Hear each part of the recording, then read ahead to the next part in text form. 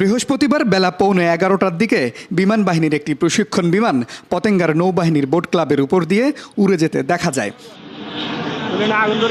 যান্ত্রিক ত্রুটির কারণে বিমানটির পেছনে আগুনের হলকা দেখা যায়। এ সময় কর্ণফুলী নদীর উপর বেশ কয়েকবার চক্কর দিতে থাকে বিমানটি। প্যারাশুটে করে পাইলটদের নদীতে নামতে দেখা যায়। কিছুক্ষণ পর বিমানটি বিধ্বস্ত হয়ে কর্ণফুলী নদীর মোহনায় পড়ে। যখন পাকার মধ্যে আগুন লাগছিল তো পাইলট কী করছে, এটা এদিক দিয়ে নিয়ে গেছিলো। তারপর এটা ব্লাস্ট হওয়ার আগে ফ্লাইট উপরে উঠে গেছে প্যারাশুট দিয়ে, তারপর এখানে নদীর মধ্যে পড়ে গেছে। বোট ক্লাবে এখানে পড়ছে একজন পাইলট আর একজন সামনে পড়ছে, আগে পিছিয়ে এভাবে পড়ছে। আর মনে করেন বিমানটা সামনে নদীতে পড়ে গেছে। তখনই কোস্টগার্ড, নৌ ও বিমান বাহিনীর সদস্যরা পাইলটদের নদীর মাঝখান থেকে উদ্ধার করে বোট ক্লাব অংশে নিয়ে আসেন।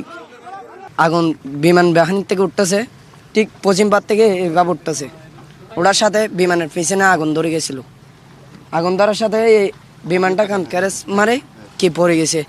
দুইজন পাইলট, একজন পড়ছে এপার আর একজন পড়ছে এপার। আমি সাথে সাথে বোট নিয়ে আসি, প্রথম বারটাকে তুলছি, তারপর কিনারটার তুলছিলাম।